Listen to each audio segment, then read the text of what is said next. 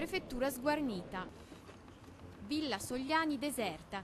Il prefetto Maria Augusta Marrosu non si vede, dicono essere già in vacanza. Mi spiace, guardi, non rilascio nessuna intervista. Mi spiace, la saluto e buon lavoro. E non vuole commentare. Il prefetto di Treviso venerdì in Consiglio dei Ministri verrà destituita dal suo incarico. Una notizia arrivata ieri in serata, ma già ampiamente annunciata dai fatti di Quinto di Treviso. Ho detto che ce l'aspettavamo. Così anche il sindaco di Quinto, che ora dice di attendere pure le dimissioni del ministro Angelino Alfano.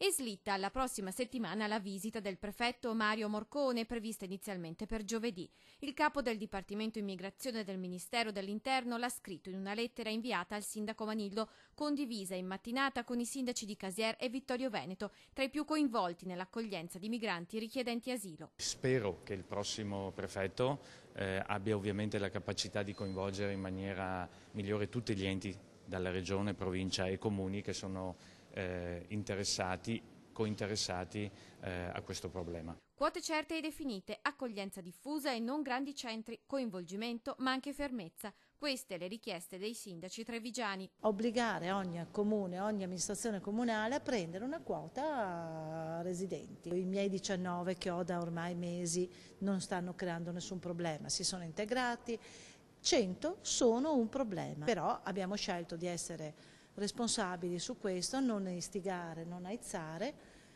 Stiamo valutando, monitorando giorno per giorno con la cooperativa le cose che possono essere fatte per i nostri cittadini.